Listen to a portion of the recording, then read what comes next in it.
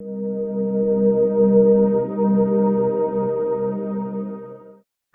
and welcome to TTELT, Teaching Tips for English Language Teachers. I'm Dr. Aileen Hale, the COO of TTELT, and I'm really happy to share with you one of my favorite topics that I actually got my doctoral dissertation in, which is the field of service learning and experiential education theory and technique for teaching. And I'd like to share with you specifically how service learning can be applied to language learning, because it can be applied across disciplines. But today we're going to specifically talk about service learning related to language learning. So with no further ado, I'm going to talk a little bit about the history of service learning. So service learning actually began, the concept was originally known as experiential education. Service learning started with John Dewey and his concept of experiential education. His theory of education, in quotes, is education is a social process. Education is growth. Education is not preparation for life, but is life itself. Experiential education is an engaged learning process whereby students learn by doing, by critically reflecting, analyzing, and applying new knowledge for deeper understanding of any given theory. Drawing on the work of John Dewey, David Kolb helped develop the modern theory of experiential learning known as service learning in the 1970s. Just to give you a quick background on how I got involved in service learning, I was teaching at a university in Los Angeles, California, and I was offered the opportunity with a grant to develop a service learning program in Zacatecas, Mexico. In this project, I was asked to take American students to Mexico for immersion in Spanish as a way to acquire the language through service. Our students engaged in a broad variety of service type organizations, including orphanages, serving at a homeless shelter, etc. And it was through this experience that I was so drawn to the concept of service learning, because I saw how my students gained motivation for the language learning, engaged so much deeper in the process of language learning. It was like the light turned on and everything became meaningful. So I went on to get my do my doctoral dissertation in the field of service learning, and actually used my students who I had taken to Mexico and interviewed them as part of the process of developing my dissertation. All that to say is I have been hooked on service learning ever since and applied it in academic areas across the many disciplines. But again, today we're going to focus on, first of all, we're going to talk about what is service learning and how it applies to language acquisition. So again, service learning is an educational approach where a student learns theories in the classroom while volunteering with a community organization. In the United States, we refer to these as nonprofit or social service groups. I know this differs around the world. So just giving you our context in the United States, the idea again behind service learning is really to deepen the theoretical knowledge from the classroom through applying it in the community. Why service learning? It provides students with opportunities to meet community needs and develop civic engagement skills.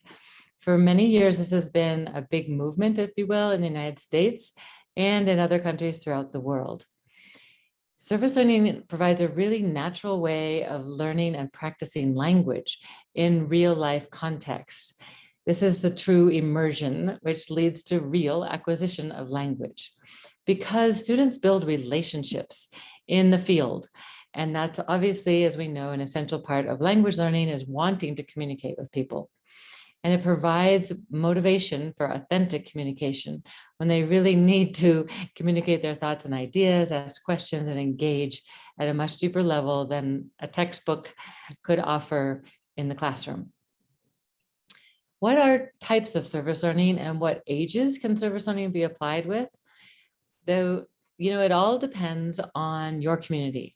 So it's hard for me to say specifics, but I'll give you general ideas. Again, it's volunteering in the community to meet a need. For example, tutoring other students, even in English and or other content areas, giving presentations. If you have issues of violence or drugs or that kind of thing in your community, you could provide resources to help students get out of these areas. Assisting in homeless shelters, orphanages, elderly homes, those kind of organizations are great types of service, or assisting with immigration organizations, helping refugees resettle into your community, which is happening globally, as we know, all over the world now. A couple ideas how we applied service learning in Albania is we had our graduate students develop brochures bilingually in Albanian and English with taxi drivers to serve the community of taxi drivers so that they could engage more with the international community and be able to help their international guests get around town more easily with some more knowledge of English. Service learning is applicable to all ages, from kindergarten through university and graduate school. I have done it with literally all ages. So if you're stuck with ideas, please email me and or contact me, and I'd love to brainstorm ideas with you based on your community setting. Some of the benefits and outcomes of service learning, again, it really provides active hands-on use of the skills and knowledge, which increases the relevance both of academic and linguistic skills. So think about when you're teaching syntax or grammar points, or even having them do reading activities, if it's related to something in their community, or they're engaging and trying to discover why this problem exists in their community, they have a tangible opportunity to have meaningful involvement, often with people of diverse cultural backgrounds, even in their community, and diverse lifestyles. It also increases critical thinking skills, because the idea, again, of service learning is not just to go out and serve, but to really kind of problem solve. An example is if you're trying to deal with homelessness in your community, you have people sleeping on the streets, in the parks, that kind of thing. One of the ideas behind service learning is really reflecting and critically analyzing on why you have this issue of homelessness in your community and how you can help resolve the problem of homelessness or provide alternative places for homeless people to live and stay and get help.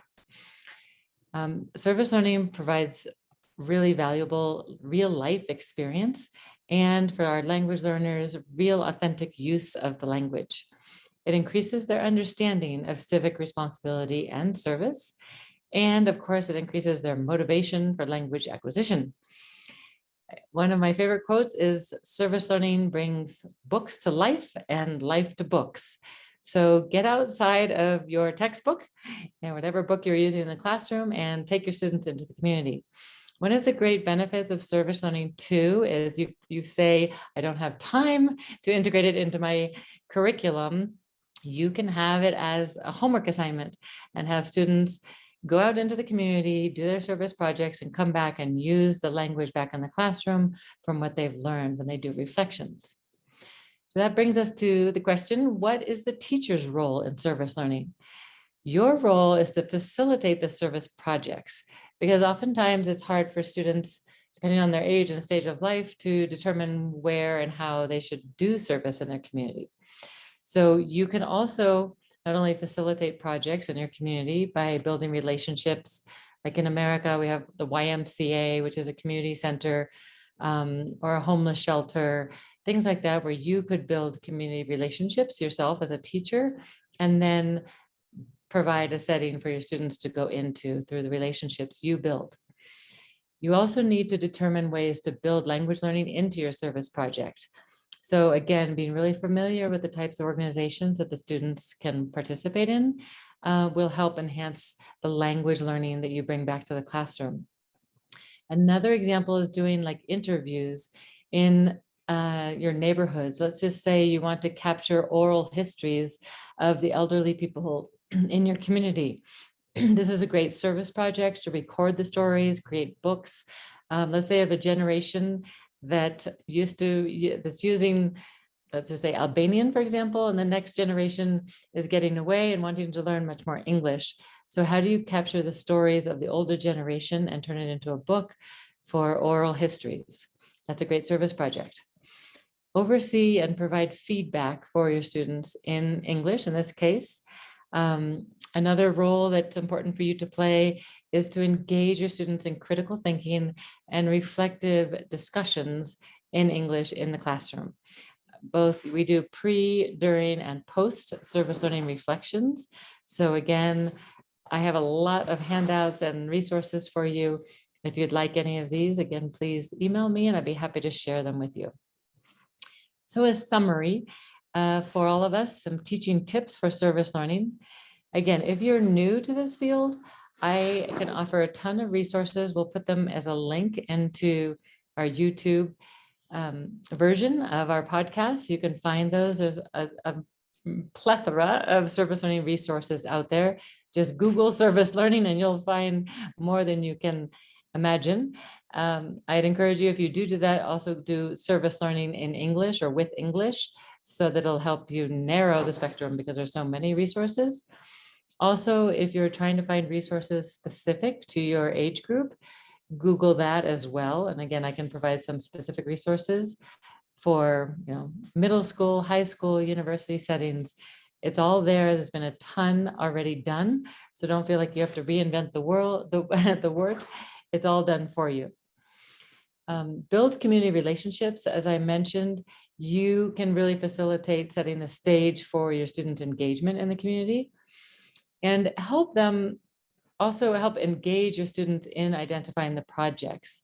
So something you can do, even though you might have already hopefully done your homework and gone into the community and done some relationship building, set the stage and provide some options for the students, and then engage them in identifying which projects they may be really interested in so that they have real ownership in the project and more engagement. Include journal reflections. These are just writing reflections. They can have a little journal, a book, however you want to do it. These can be online and or submitted to you as handwritten assignments after each time of service, and make sure they're in English. If they're lower level English students and have difficulty writing all their thoughts from this experience, you can also do this bilingually or let them do it in their first language and then help them express themselves in English. Also include oral sharing back, reflection time in the class, both in pairs and small groups where they can ask each other questions back and forth so that they can learn from each other's experiences.